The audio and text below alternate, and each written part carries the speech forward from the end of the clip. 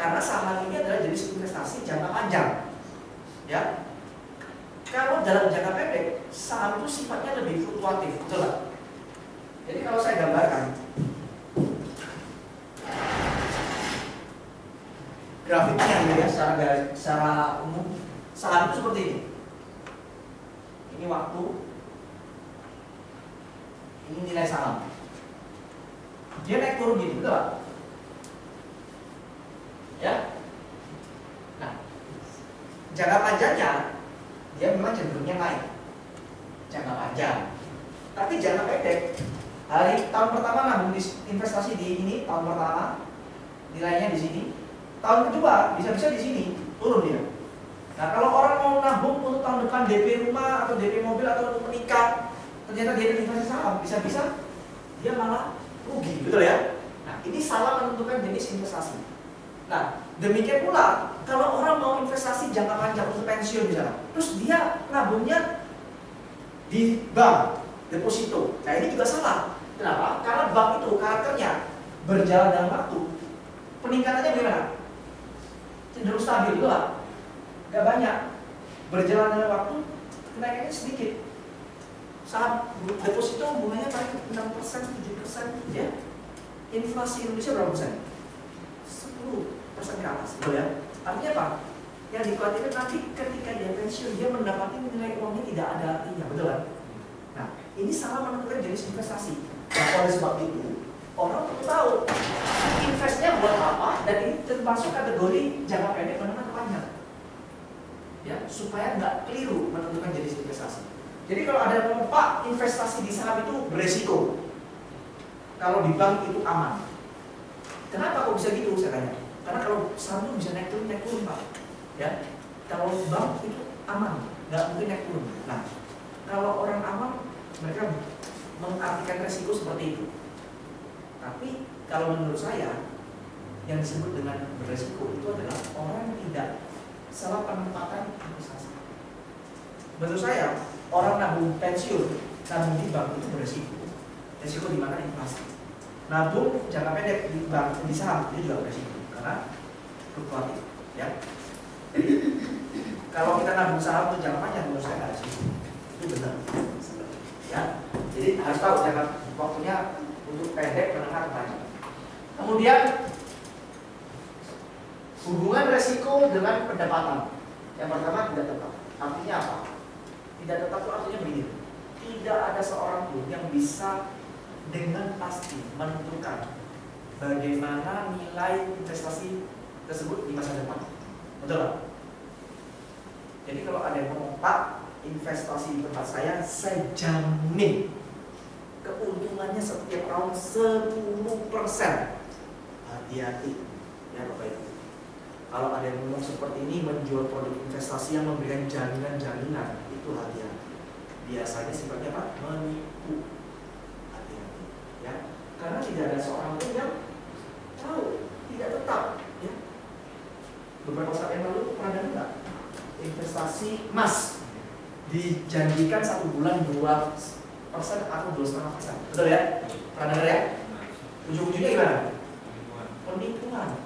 Dan itu bukan yang pertama kali. Dulu-dulu sudah 10-15 tahun itu juga ada kejadian seperti itu. Ya, macam-macam. Pohon keras, macam-macam. Ya. Dan anehnya yang ditipu ini juga bukan orang yang pendidikan rendah, sampai yang pejabat pun, yang S3 pun ada yang ketipu. Kan aneh ini ya. Pendidikan S3 itu bisa ketipu. Dulu Surabaya ada yang heboh tuh di BI namanya, bisa BI. Laki itu sampai berapa triliun Surabaya dia gila. Berarti juga. Ya. Kenapa? Karena menjanjikan bunga yang tinggi dan sifatnya dijamin. Jangan percaya. Tidak ada orang yang ngerti investasi ke depan itu nilainya berapa. Demikian pula nanti kita sebagai agent, jangan pernah menjanjikan nilai pasti sama nasabah. Nasabah saya tanya, kamu berani jamin nggak kalau prudensial nanti tahun kesekian nilainya sekian? Saya bilang, saya nggak bisa jamin. Kalau saya jamin, berarti saya nipu Bapak. Bapak pengen saya jujur atau pengen saya tipu? Saya nggak bisa jamin. Cuman yang bisa saya tunjukkan adalah nilai histori investasi. Betul ya? Historinya kita Pak seperti ini. Rata-rata per tahun kita bisa memberikan rata-rata keuntungan 20%. Historinya. Berdasarkan histori, saya punya keyakinan ke depannya masih cukup bagus. Sama dengan orang nabung emas. Untuk Bapak Ibu, investasi emas bagus nggak? Bagus ya. Ada yang jamin kalau pas bulan depan masih naik? Tapi tetap yakin pas itu bagus? Kenapa kok yakin?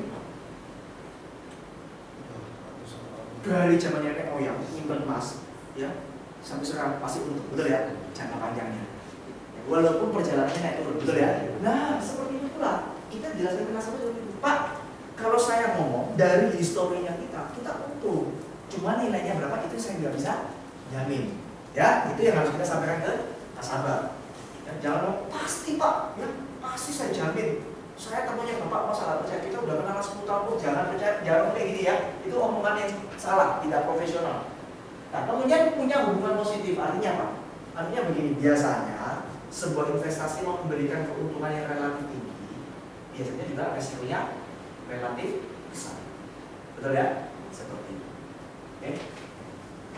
Yang keempat, likuiditas. Seberapa cepat investasi itu dapat uangkan atau dicairkan? Aktiva finansial dibandingkan aktiva biasa secara garis besar. Aktiva finansial ini lebih gampang dicairkan dibandingkan aktiva real. Ya. Menjual rumah dengan mencairkan saham kita itu lebih gampang mencairkan saham, betul ya? Jual rumah nggak apa-apa. Oke, ini hati-hati. Pak, bagus nggak investasi rumah? Bagus. Tetapi pertanyaannya, Bapak punya nggak investasi yang lainnya selain rumah? Punya nggak investasi yang finansial lain? Jangan semuanya di rumah. Kenapa? Nanti kalau pas butuh uang cepat, kalau semua masuknya ke properti, butuh uang cepat susah nanti. Betul nggak?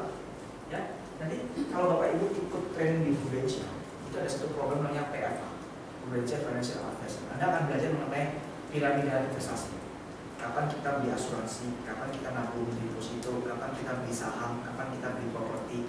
Ya, itu ada step by step. Ya. Jangan berpikir, oh properti booming, semua uangnya diberikan properti. Begitu ada kejadian butuh uang cepat. Kalau mau cepat jual properti kan, jual rugi, betul kan? Jadi kita harus mempertimbangkan dulu Pak. Ya, likuiditasnya bagus. Boleh punya properti, tapi juga harus punya yang aktiva finansial yang gampang dicairkan. Ya, jadi balance, gitu ya. Seperti itu. Pajak. Nah, kita juga harus mengerti peraturan pajak yang berlaku di setiap investasi yang ada yang kita miliki. Ya, investasi properti ada pajaknya juga. Ya, investasi saham juga ada pajaknya. Semua ada fee-nya. Di unit linknya Prudensial juga ada pajak. Ya, kita harus tahu. Jadi kalau kita sampai nggak tahu perhitungan pajak, bisa-bisa rugi, ya. Bisa rugi kalau kita nggak tahu, ya. Jadi kita harus ngerti. Contoh kalau properti ada pajak pembelian, ada pajak penjualan, ya. Di unit kita pajaknya juga 20% dari keuntungan. Deposito ke 20% dari bunga deposito. Itu ada peraturan pajak. Nah ini mungkin poin-poin secara garis besar yang harus kita pertimbangkan dalam menentukan sebuah investasi. Oke? Nah, secara kalau kita mau investasi aktiva finansial, dan kalau dikelompokkan itu ada dua kelompok. Yang pertama instrumen di pasar uang. Pasar uang ini sifat lebih cenderung untuk jangka pendek, ya. Produknya seperti deposito, SBI. Kalau SBI, ya. Jadi ini yang menjadi patokan apa ya? Bank menentukan rate bunganya, betul ya? Rate pinjaman, rate tabungan itu ini patokan, ya. Dan ini sifatnya jangka pendek pasar uang. Karakternya dia stabil, ya, nggak terlalu fluktuatif.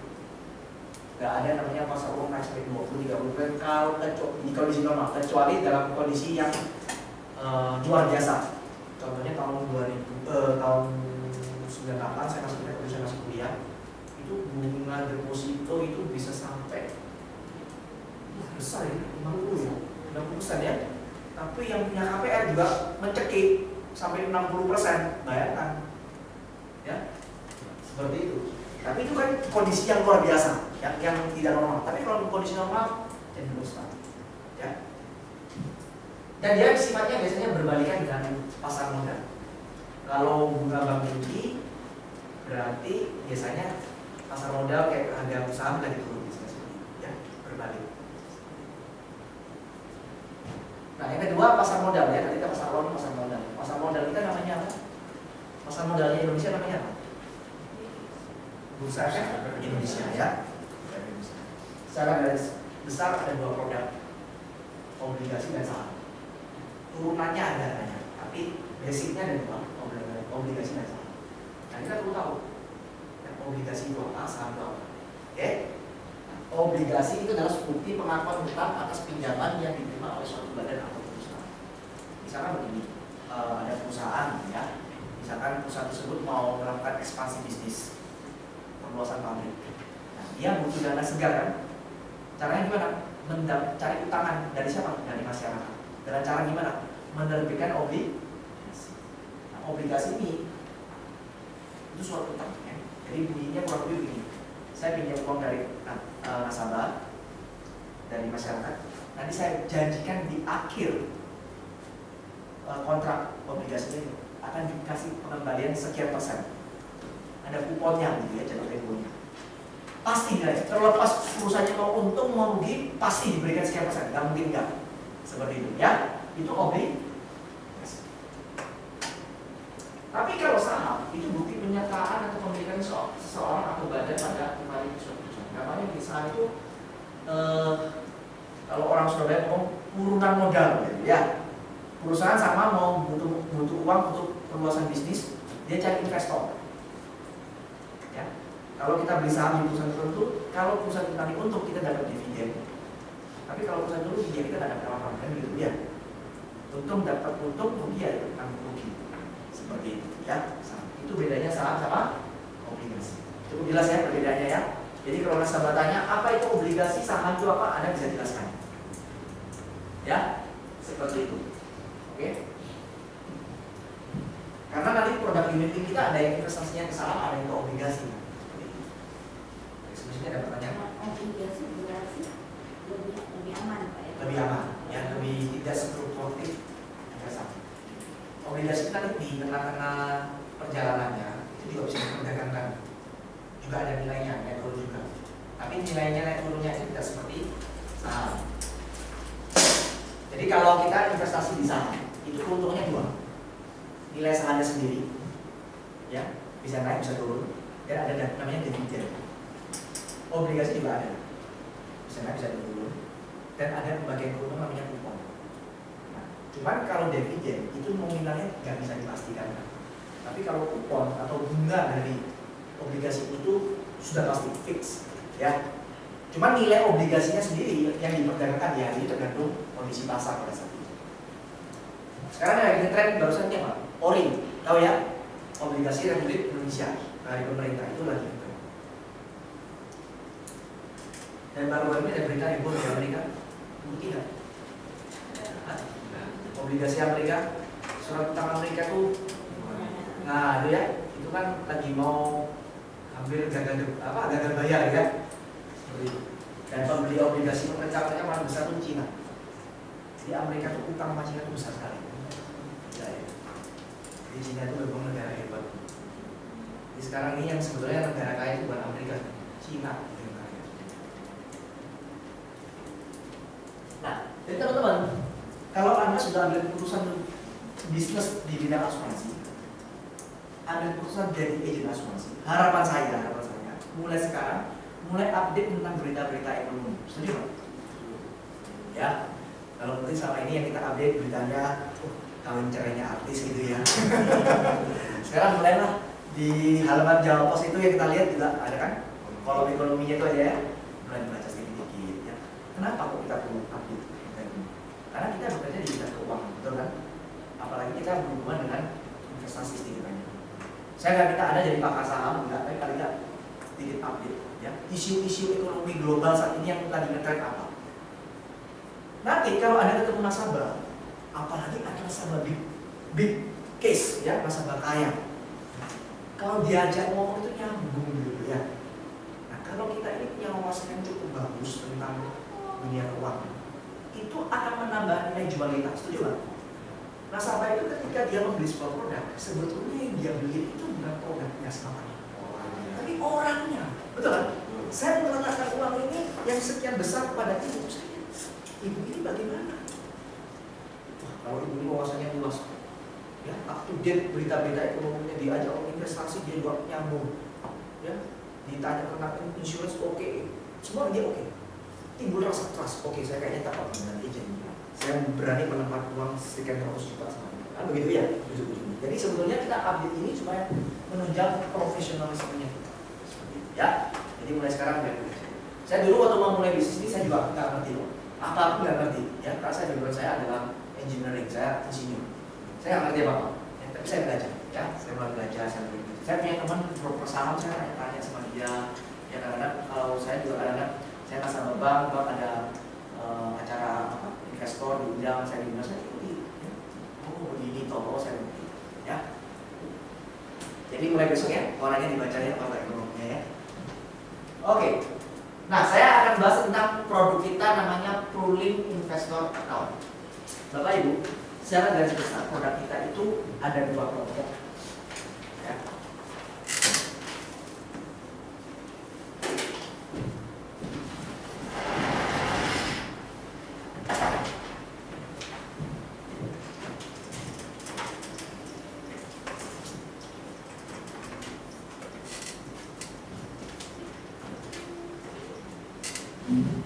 Secara garis besar kita ada dua kelompok.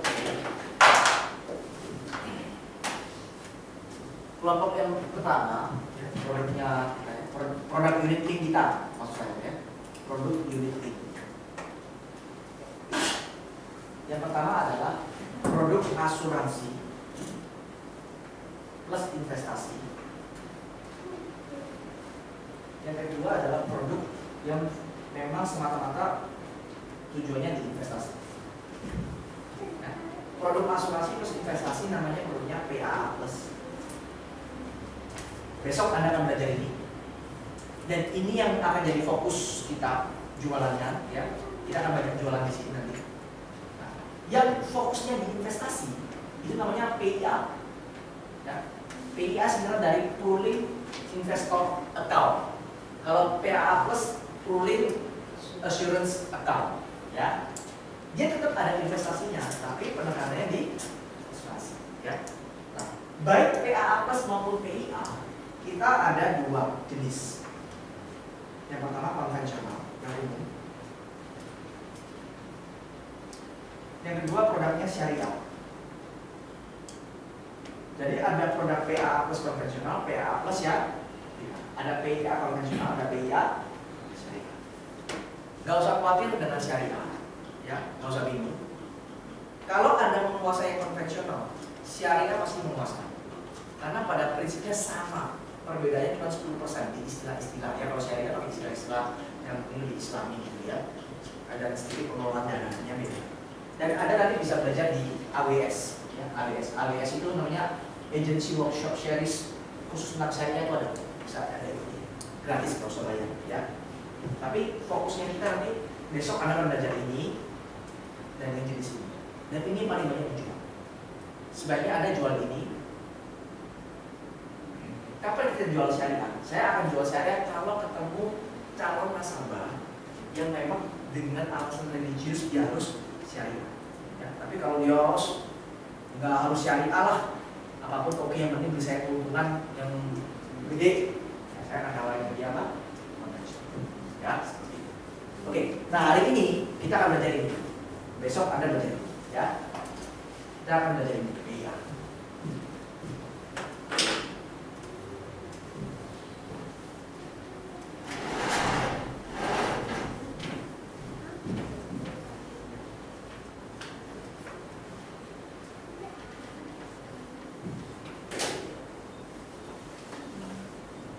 Oke, Pooling Investor Account. Produk asuransi yang dilengkapi dengan investasi di mana porsi investasi lebih besar. Jadi artinya memang fokusnya di investasi. Nilai polis bergantung dengan investasi yang dihasilkan. Artinya ya saldonya, nilai polis nilai tunai atau saldo, orang ngomongnya saldo ya, itu bergantung pada nilai investasi yang dihasilkan, keuntungan yang dihasilkan. Oke. Program yang dirancang khusus bagi para investor. Fleksibilitas dalam menentukan jenis investasi. Jadi dia menawarkan nasabah di sini di produk PIA ini dia bisa milih. Kita punya beberapa jenis investasi, bisa milih mau saham, obligasi, atau pasar uang, atau campuran, itu bisa milih. Ya. Oke. Ketentuan umum, mata uang rupiah atau US dollar. Ya. Usia masuk antara 1 sampai 70 tahun. Nah, Bapak Ibu, masalah usia masuk di tempat kita menganut cara perhitungan next birthday, ulang tahun berikut. Contoh, sekarang kan tanggal 23 Oktober, betul ya? Kalau ada orang ulang tahunnya tanggal 20 Oktober, kelahiran tahun 80, ya, tahun 80, 20 Oktober. Berarti kemarin tanggal 20 Oktober dia ulang tahun ke berapa? 33, betul ya? Betul ya? 33 kan, 20 Oktober kemarin. Nah, harusnya kalau sekarang tanggal 23 masih umur 33 kan? Tapi kalau hari ini dia mengajukan polis, maka menganut sistem next birthday tidak lagi dihitung usia 33, di usia 34. Karena ulang tahun berikutnya ya adalah 20 Oktober 2014, betul kan? Di saat itu dia usianya sudah 30. Sampai sini ada yang bingung nggak? Kalau ada yang bingung ngomong ya, nggak usah sungkan-sungkan. Oke. Jadi kalau kita ngomong usia 1 tahun, sebetulnya apa benar-benar harus 1 tahun? Enggak ya? Boleh kurang dari 1 tahun boleh ya? 3 bulan, 4 bulan bayi boleh ya itu? Boleh. Dan 3-4 bulan next birthday-nya berarti sama dengan 1 tahun. Paham ya? Jadi nggak artinya oh Pak nggak boleh ikut, bapak kan anaknya belum ulang 1 tahun, ulang tahun 1 tahun belum. Nah, seperti itu artinya. Asal dia punya akte sudah bisa ya. Program ini ya. Nah, pembayaran preminya sekali bayar, single premium. Artinya tidak seperti premi yang harus setiap bulan rutin. Jadi kayak deposito aja. Sekali naruh, udah selesai. Kalau besok-besok mau nambah ya silakan, mau nambah boleh.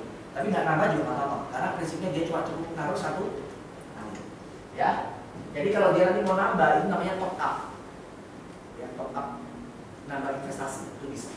Tapi pada prinsipnya dia hanya cukup sekali naruh saja udah selesai. Ya, minimumnya 12 juta kalau rupiah, kalau US dollar 1.500. Maksimum premi tidak ada. Mau sampai 100 juta, 100 miliar pun terserah, gitu ya. Manfaat tambahan tidak ada. Manfaat tambahan ini apa? Jadi kalau besok nanti Anda belajar produk PA plus itu ada manfaat dasar, ada manfaat tambahan. Manfaat dasar itu meninggal, ya, manfaat meninggal. Manfaat tambahan itu seperti rumah sakit, ya, asuransi kesehatan seperti itu. Nah, di produk PA ini tidak ada manfaat rumah sakit, kesehatan tidak ada. Manfaat kecelakaan itu nggak ada. Yang ada cuma manfaat dasar aja, ya. Jadi dia memang fokusnya memang untuk investasi, bukan untuk di asuransi, ya. Jadi kalau orang Pak saya mau ambil asuransi kesehatan, ya jangan dikasih PIA karena ini untuk investor, ya. Cukup jelas nih, ya. Next, manfaat dasar. Ya. Jadi di PIA cuma ada manfaat dasar. Manfaat dasar kita cuma 2, mengcover 2 resiko, ya. Yang pertama manfaat dasar kita mengcover resiko tidak. Kalau sampai nasabah meninggal, ya, maka akan keluar uang pertambahan sebesar 125% dari premi tunggal. Premi tunggal itu apa Pak? Premi tunggal itu premi yang pertama kali ditaruh, ya. Jadi misalkan kalau nasabah naruhnya 100 juta, kalau sampai dia meninggal, maka nanti uang Prudential akan membayar uang pertambahan sebesar 125 juta ditambah 100 jutanya tadi, ya, plus keuntungan investasinya kalau ada. Paham ya? Jadi kalau saat dia naruh uang pertama kali 100 juta, premi tunggalnya 100 juta, kalau sampai dia meninggal akan keluar uang pertambahan sebesar 125 juta ditambah lagi 100 juta plus keuntungan investasinya. Cukup jelas? Ya, itu manfaat meninggalnya. Yang kedua yang di-cover adalah resiko cacat tetap total.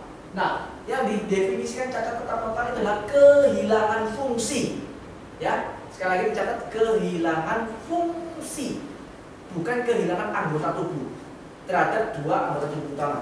Kehilangan fungsi ya, dua tangan, dua kaki, atau dua mata, atau kombinasi diantaranya, satu mata plus satu kaki, satu tangan plus satu kaki, satu mata plus satu tangan. Paham ya? Tidak harus kehilangan anggota tubuh. Oke. Jadi kalau ada nasabah, ini asuransi, tak asuransi mana? Kalau sampai tabrakan, tangannya sudah kiwir-kiwir, coba tidak, asuransinya harus kehilangan anggota tubuh atau kehilangan fungsi. Kalau kehilangan anggota tubuh, yang kiwir-kiwir ngangguknya diputus saja sekalian. Ya, ya. Tapi kalau Indonesia tidak seluruh di situ, kita masih manusia. Ya. Nah, kalau terjadi cacat tetap total, pembayarannya ini 2 tahap. Ya. Tahap pertama dibayar 20% dulu. Setelah 6 bulan, dia mengalami risiko plus investasinya. Tahap kedua 20%. Jadi contohnya begini, nasabah tabrakan jebret, dia nggak bisa gerak tangannya, ya. Oleh sarafnya putus lah. Nggak langsung dibayar sama pemerintah. Dilihat dulu 6 bulan lagi. Ternyata memang masih lumpuh, tangannya masih lumpuh. Baru dibayar 20%. Setelah itu ditunggu lagi 1 tahun setelah pembayaran pertama, dilihat apakah masih lumpuh. Oh masih lumpuh, bayar lagi 80%. Jelas ya? Kalau kehilangan fungsi. Tapi kalau tabrakan jebret, 2 tangan sudah putus di awal, pembayarannya langsung 100% di awal, ya. Karena apa? Karena tidak mungkin 2 tangannya tumbuh lagi baru. Paham ya? Jadi ini 2 tahap ini terjadi kalau kehilangan fungsi.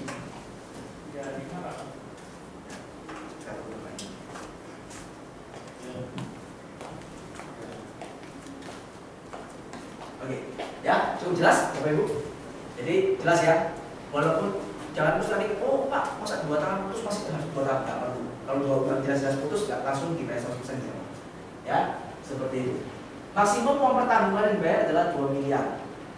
Jadi kalau 125%-nya itu lebih besar daripada 2 miliar, yang dibayar cuma berapa? 2 miliar. Ya, seperti itu. Jadi ini cukup jelas. Ya. Kayak kasus di dunia itu kan, Iya kan? kasusnya si Dul itu kan, Ya. kan kalau nggak salah dengar ketika di media elektronik Ahmad Dhani memutuskan ya urusan tadi dengan kepolisian itu bisa diargumentasikan kenapa kok sampai Tadi bayar. tidak dibayar begitu. Yang pertama Pak, semua tindakan pelanggaran hukum yang mengakibatkan terjadinya resiko itu harus dibayar. Ya. Yang jelas si Dul itu masih di bawah usia 17 tahun, artinya nggak punya SIM. Terus sampai dia nyetir dan mengalami kecelakaan. Kan jelas itu pelanggaran hukum. Betul ya? Nah, kenapa kok anak usia 17 tahun itu nggak bisa dapat SIM? Karena dianggap orang di bawah 17 tahun masih belum layak mengendarai mobil. Kalau sampai dia mengendarai mobil, berarti kan risiko kecelakaannya tinggi. Nah, Prudential tidak bisa mengcover risiko-risiko semacam itu. Nggak cuma Prudential Pak, semua asuransi sebenarnya. Ya, nah, jelas Pak itu diatur. Nah, cuma kan Ahmad Dhani ini belum diputuskan bersama kok. Oh sudah diputuskan ini salah. Tidak salah. Ya, walaupun ini belum diputuskan salah, tapi kan kecenderungannya udah salah. Hanya masalah pengesahan ini salah benar tidak ya. Nah, oleh sebab itu Prudential tidak bisa membayarkan itu kecuali memang nanti pengadilan yang menyatakan ini tidak salah, Prudential akan bayar. Kalau dinyatakan tidak salah, selama belum ada keputusan, kecenderungannya udah jelas salah, kita tidak bayar. Kalau sudah terlanjur bayar, nanti ternyata salah, nanti memangnya apa Dhani mau membayar uangnya? Tidak mungkin Pak. Jadi kalau misalkan seperti itu ada klausul perjanjiannya. Oh jelas Pak, semua Pak. Misalkan komunis itu seperti yang biasa masuk situ. Tapi dia sendiri kan kalau misalkan tidak mengendarai mobil dan kecelakaannya, Ya masalah. dia driving kan berarti dia salah karena melanggar aturan kan soalnya. Tapi kalau dia penumpang nggak masalah. Ya kalau dia penumpang nggak masalah, berarti dengan Prudentialnya pasti mobil. Tapi kalau dia mobil kan, Iya. Contohnya yang sebelahnya dulu kan juga temannya di bawah umur. jadi meskipun tidak diputuskan tidak bersalah oleh kepolisian, Prudential boleh dong memutuskan dia bersalah. Boleh. Boleh. Ini bayar tadi. Jadi terakhir aja Pak. Kan biasanya dia boleh putuskan bahwa Iya. saya mau membayar kerja atau enggak. Ya putusan ada masalah. Karena dalam aturan itu dia tidak boleh nyetir karena ada SIM. Betul. Ya. Dan yang jadi masalah kan ini kan artis gitu ya, public figure di blow up di mulai ya. Kalau dia orang bukan anaknya siapa-siapa, nggak ada yang tahu, ya mungkin bisa diatur kan di HP-nya begitu kan ya. Kalau ini sudah terlanjur di blow up ya nggak bisa lari. Kalau untuk sebelumnya dulu kan juga Dibayar. Oh, Bisa sudah dibayar. Dibayar. Soalnya dia nggak nyetir. Ya. Jadi nggak usah khawatir ya. Ini terlepas dari masalah yang apa tadi. Anda nggak perlu khawatir prudensial tidak membayar klaim. Karena nggak cuma prudensial, semua perusahaan asuransi. Semua perusahaan asuransi itu pasti akan membayar klaim. Kalau selama itu sesuai dengan isi kontrak. Perusahaan asuransi tidak mungkin istilahnya itu menyangkal kontraknya sendiri kewajibannya. Karena apa? Semua itu kita tidak setuju. Ya, kita tidak setuju. Ya. Saya soalnya nasabah prudensial yang sudah merasakan. Ya, semua itu sebagai nasabah sudah merasakan ya. Nah, kita tidak seperti itu. Soalnya. Nah, artinya apa? Kalau dia benar, pasti akan bayar. Tapi kalau salah, walaupun 1 rupiah pun tidak akan dibayar. Tapi kalau dia benar, valid itu klaimnya, mau 1 triliun pun akan lebih. Ya. Dan satu hal yang harus kita ingat, sebetulnya ya, jumlah klaim yang dibayar selama ini dibandingkan dengan jumlah klaim yang tidak dibayar itu jauh lebih besar yang dibayar, Pak. Jauh lebih besar yang dibayar. Cuman kita nggak mungkin ekspos, Pak. Biasanya kalau orang yang gembar-gembar kan yang klaimnya nggak dibayar. Nah kalau yang dibayar klaimnya, kalau gembar-gembar nanti diutangi sama tombol-tombolnya, kan gitu ya. Ya begitu kan, biar berita negatif lebih cepat menyebar. Ya seperti itu. Kalau usah khawatir, ya kita harus punya keyakinan seperti itu. Oke, saya pribadi udah punya nasabah ratusan, dari sekian ratusan itu yang klaim itu puluhan. Saya pribadi itu 100% terbayar. 100% terbayar. Biasanya klaim yang tidak terbayar itu yang pertama penyebabnya adalah ada sifatnya penipuan, ada riwayat penyakit yang tidak disebutkan di awal. Nasabah jelas-jelas sudah ada diabetes. Waktu pengajuan ngomongnya sehat, kebetulan ikutnya nggak besar, tidak pernah syarat medikal. Tapi di form pengajuan itu ada pertanyaan mengenai seputar riwayat kesehatan. Nah di situ dituntut itikat baik nasabah untuk kejujuran. Ditulis sehat. Begitu ikut 3 bulan masuk rumah sakit stroke. Dokter ngomong, ini stroke karena dipicu diabetes. Prudensial pasti nanya, diabetes sejak kapan? Diabetes sejak 4 tahun yang lalu. Ya pasti nggak dibayar, Pak. Betul ya? Nah, kalian, ya kalau Bapak sebagai pemilik perusahaan asuransi akan dibayar kira-kira? Ya pasti nggak akan dibayar, betul kan ya? Nah, jadi memang di sini kita harus menuntut nasabah jangan bohong. Ya, kalau memang ada penyakit yang serius, ya harus jangan kecuali ya nggak serius misalnya apa sakitnya? Iya harus apa? Sering mules kalau makan sambal ya, sering ngomong gitu kan ya. Itu bisa disebut nggak apa-apa. Tapi kalau yang ada apa level hepatitis, benjolan, diabetes, hipertensi itu harus tulis, Pak. Terus yang kedua, semua yang tertera di kontrak kalau dipenuhi pasti dibayar. Ya, contohnya kita punya asuransi itu ada asuransi kesehatan, ada penyakit-penyakit tertentu yang 12 bulan pertama tidak bisa dirawat. Itu ada Pak di klausulnya. Contohnya sakit mah, katarak, hipertensi itu 12 bulan pertama nggak jadi dirawat, itu asuransi rumah sakit. Nah kalau sampai terjadi itu ya mesti nggak dibayar. Nah, di klausulnya ada, ya kan? Dan klausul itu kan tidak dibuat ketika orang itu setelah ikut asuransi, sebelum ikut asuransi itu sudah ditunjukkan ini loh klausulnya pengecualiannya. Setuju? Oke, tanda tangan kan gitu. Dan yang ketiga, klaim itu nggak dibayar karena apa? Karena nasabahnya telah bayar premi. Begitu telah bayar premi, lebih dari klaim yang waktu ditetapkan, lapse polisnya. Lapse itu artinya semua manfaat dibekukan. Begitu terjadi resiko kecelakaan, misalkan sakit, masuk rumah sakit tidak dibayar. Itu pasti. Ya. Nah, ini banyak terjadi kasus-kasus seperti ini. Dulu itu banyak terjadi. Kenapa? Bisa jadi karena oknum. Ada memang agent-agent itu nggak semuanya malaikat. Ya, banyak agent-agent juga oknum. Nasabah bayar premi, nitip agentnya, nggak disetor, dikantongi. Nasabah juga nggak ngerti, ya. Akhirnya begitu kejadian nggak tahu polisi yang lapse. Nah, jadi saran saya adalah sekarang nasabah kalau bayar premi pakai auto debit aja. Atau langsung urusan sama perusahaan, jangan melalui agent. Bisa mungkin seperti itu. Yang kedua, prudensial itu sudah mengantisipasi. Kalau sampai telah bayar, itu Prudential langsung akan SMS ke nasabah, jatuh premi Anda sudah lewat. Jadi kalaupun sampai ada nasabah yang premi ke agent, kalau sampai nggak disetor itu masih ketahuan. Duh, saya sudah bayar kok ke agentnya kok belum disetor ini kok belum saya dapat SMS seperti ini. Jadi sudah diantisipasi sama Prudential, ya. Jadi itu sudah diantisipasi. Nah, jadi kalau ada 3 hal tadi yang menyebabkan premi nggak dibayar, ya, membohongi riwayat kesehatan, tidak sesuai dengan isi kontrak, dan policy lapse karena bayar telat premi, ya, itu pasti kebanyakan. Kalau polisi lapse tapi kemudian diaktifkan Ya kita kembali, tunggu sekian nanti ada masa tunggu sekian waktu bisa aktifkan, ya. sampai berapa tahun? Oh enggak, kalau masa tunggu 3 bulan aja bisa aktifkan. Saya kalau misalkan saya punya polis misalkan, artinya saya sempat gagal bayar istilahnya jangan 2 atau 3 bulan, apakah masih berlaku? Oh masih 2 tahun. Oh maksimal 2 tahun. Ya, Tapi tetap harus dibayar sisanya itu. yes, sudah ada itu. Ya. Cukup jelas ya, Bapak Ibu ya.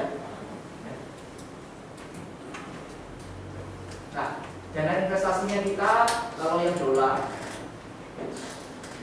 jenisnya namanya dolar fixed income fund. Jadi kalau dia ambil produk PIA yang tak uang dolar, tidak ada pilihan yang lain, cuma satunya aja, dolar fixed income fund. Nah, Bapak Ibu kalau ada kata-kata fixed income itu berarti investasinya sebagai besar di obligasi, ya, pendapatan tetap, ya, di obligasi. Jadi instrumen investasinya ke obligasi sebagai besar. Nah, tapi kalau rupiah pilihannya banyak, ya, ada rupiah cash fund. Cash fund ini di pasar uang, jadi investasinya di deposito SBI tadi ya. Kalau fixed income fund di obligasi sama dengan ini. Kalau saya baca dulu ya kemarin bahwa equity fund itu di saham. Kalau managed fund ini campuran antara pasar uang, obligasi dan saham. Tapi kalau managed fund plus sama juga campuran antara obligasi, saham dan pasar uang. Cuman porsi sahamnya lebih besar lagi, begitu ya, seperti itu. Nah, ada satu lagi yang perlu tambahan yang nggak ada di sini. Namanya sekarang kita punya fund baru namanya Indonesia Greater China. Indonesia Greater China Fund itu ada. Jadi itu juga equity fund saham. Cuma bedanya kita nggak sepenuhnya sahamnya di Indonesia. 20%-nya kita investasi di saham Cina. Ya, kita Cina, jadi di China dan Taiwan sama. Ini pilihan. Jadi kalau nasabah mau ambil PIA, dia bisa pilih. Mau investasi kalau misalnya rupiah ya, mau yang mana? Ini, atau mau kombinasi, boleh. 50% di managed fund, 50% di equity, 50% di equity, 50% di cash fund, 40% di fixed income, 60% di equity, boleh, nggak masalah. Ya, jadi bisa di mix, oke? Tapi yang tidak boleh adalah sebagian dolar, sebagian rupiah, nggak bisa. Itu harus dua polis yang terpisah. Jadi punya 2 account. Ya, seperti itu. Cukup jelas Bapak Ibu. Ya. Ya, jadi ini ada pemilihannya. Nah, jadi memilihnya berdasarkan apa? Berdasarkan kebutuhan nasabah, jangka waktunya, betul ya? Kalau nasabah mau saya punya uang nih nganggur 100 juta, saya mau ikut PIA. Kita perlu tanya uang ini kira-kira mau dipakai kapan? Oh ini tadi untuk sapunya anak saya kalau lagi menikah masih lama, 10 tahun lagi. Berarti kita udah tahu, oh jangka panjang. Berarti yang cocok mungkin equity atau managed fund atau managed fund plus. Kalau dia ngomong, oh ini untuk nanti ya mungkin 2 tahun 3 tahun lagi saya ambil lah untuk kebutuhan bisnis saya. Oh mungkin pilihannya fixed income atau cash fund, kan gitu ya. Itu sudah ada bayangan gitu. Jadi nggak semua, oh pokoknya equity semua berangkat equity pak, karena equity yang paling bagus bunganya selama ini keuntungannya. Jangan ya. Jadi kita harus tahu. Cari tahu ini mau dipakai apa kok, kemudian jangka waktunya apa, ya. Nah, profil risiko kita tahu ya, ini ya. Semakin ke kanan, hasil investasinya makin besar. Semakin ke atas juga risikonya makin tinggi. Yang paling kecil hasil investasinya tapi resikonya paling kecil adalah deposito. Nah, ya. Kemudian cash fund, fixed income, managed fund, kemudian plus yang paling tinggi adalah ya seperti itu. Jelas ya. Nah, alokasi premi. Nah, kita lihat. Ini kalau orang naruh uang, uangnya larinya kemana aja? Maksudnya alokasi premi itu seperti ini. Jadi kalau misalkan dia naruh uang 100 juta, ya, yang jelas, ketika premi tunggal ini masuk, misalnya 100 juta, 5% akan dipotong untuk biaya awal. Biaya awal ini disebut juga dengan biaya akuisisi, ya, 3%. Oke, sisanya 95% ini akan diberikan di investasikan di unit investasi, ya, di unit link. Nanti dari uang ini diberikan unit, kita mungkin punya nasabah punya saldo unit investasi. Jadi saldonya nasabah itu dalam bentuk unit, bukan dalam bentuk rupiah, ya. Jadi seperti saham, berapa lembar saham, kan ini ya. Kalau kita berapa jumlah unit. Nah, nilai jadi misalkan begini. Contoh hari ini saat ini harga unit equity fund 13.000. Nah, kalau dia investasi 100 juta, berarti 100 juta dibagi dengan 13.000, betul ya? Nanti akan dapat sekian unit. Nah, keuntungannya dari mana? Nah, harga unit ini berjalan dengan waktu akan naik turun, betul ya?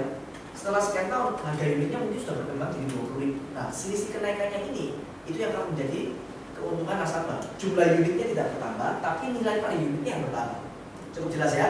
Nah, itu oleh sebab itu nasabah satunya dalam bentuk unit, ya. Jadi kayak mirip-mirip saham lah gitu ya, berapa lembar saham, nilai per sahamnya yang naik.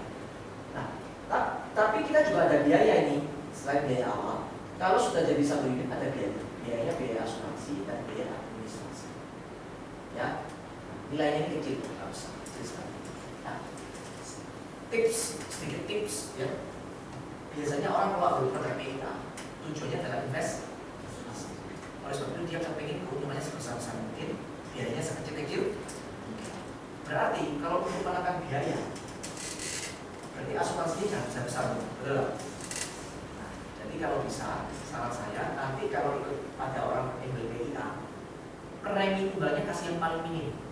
Misalkan dia mau naruh 100 juta, kasih premi tunggal yang paling minim. Ini berapa dari rupiahnya? 12 kan? Kasih 12 juta. Yang 88 jutanya sisanya untuk apa? Dimasukkan ke top up, ya. Kenapa? Nanti biaya asuransi, perhitungan asuransinya itu bukan berdasarkan 100 jutanya, tapi berdasarkan nilai premi tunggalnya yang 12 juta itu, betul ya? 12 juta asuransinya berapa persen? 125% kan? 125% dari 12 juta itu 15 juta. Jadi tadi beban biaya asuransinya itu berdasarkan uang per tanggal 15 juta. Tapi kalau Anda nggak split 100 juta langsung berdasarkan premi tunggal, berarti nilai asuransinya berapa? 125 juta. Otomatis biaya asuransinya juga lebih besar, betul ya? Nah, jadi saya sedikit kasih tips aja. Kalau memang nasabahnya orientasinya murni investasi, kasih aja premi tunggal 12 juta, sisanya top up. Intinya begitu, ya. Itu tips saja dari saya supaya menekan biaya. Oke, ini contoh kasus saja. Mister prospek laki-laki 30 tahun naruh uang 20 juta 100% di managed fund. Pada saat itu harga managed fund satu unitnya Rp1.000, ya. Kita lihat.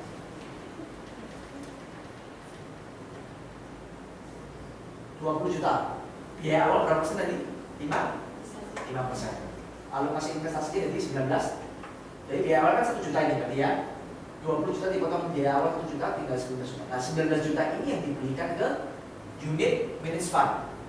Unit managed fund pada itu harganya berapa? Rp1.000, betul ya? Berarti 19 juta saya bagi Rp1.000, maka nasabah tersebut punya saldo sebesar 19.000 unit. Nah, tapi jangan lupa masih ada biaya asuransi dan biaya administrasi. Netnya dia ada sejumlah 18.990 unit. Nah, nanti 18.990 unit ini tidak akan pernah bertambah terus segini. Tapi rupiahnya yang bertambah kalau harga unit per unitnya bertambah. Cukup jelas ya Bapak Ibu ya. Jadi harga unitnya akan bertambah. Siapa di sini sudah jadi nasabah? Ada yang jadi nasabah di sini. Ibu sudah nasabah kan? Ibu nasabah Indonesia. Iya, tapi yang Gak apa-apa, Ibu nasabah ya. Ibu setiap bulan terima surat kan? saya 1 tahun sekali. Setiap kali bayar premi terima surat kan? Sepertinya begitu. Ya, sebenarnya begitu. Nah, setiap kali kalau pas membayar premi kita ada suratnya, kita ada kelihatan harga unitnya kan? Itu berubah terus. Dan harga itu setiap hari berubah. Ya. Anda bisa melihat informasinya di websitenya Prudensial. Kalau Anda punya suka gadget, bisa download Bloomberg, ya, itu juga bisa tahu harga unit-unitnya Prudensial. Dengar dari baca koran di Indonesia juga ada. Ya, itu pasti. Ya, harga unitnya berubah terus ya. Yakin terus Prudensial. Ada yang bingung nggak ini? Nggak ya, cukup jelas ya? Nah, kalau Anda tanya nanti, Pak, biaya asuransi ini cara ngitungnya gimana? Anda nggak usah ngitung, ini udah computerized, ya. Jadi udah sistem yang akan menghitungkan, bukan hitung manual, ya. Jadi yang program yang akan menghitungkan.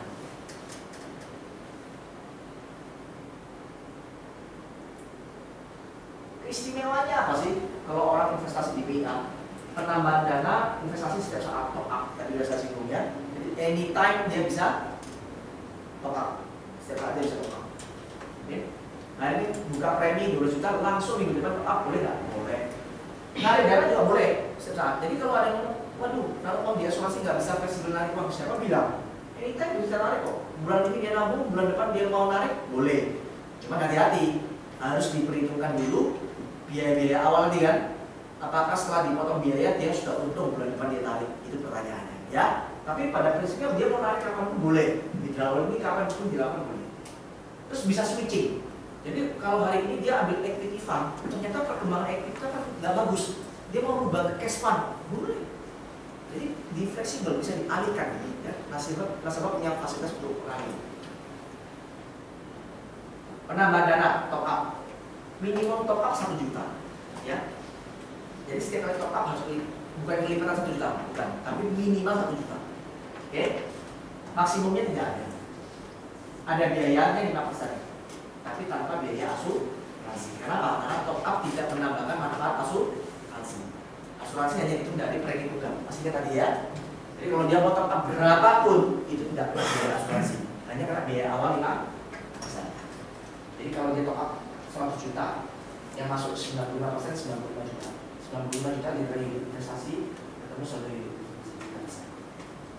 Tadi dari contohnya itu kan 20 juta untuk premi tunggal.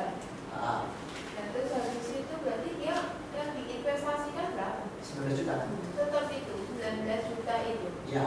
Nah nanti kalau dia top up bisa berapa? Oh, 100 juta.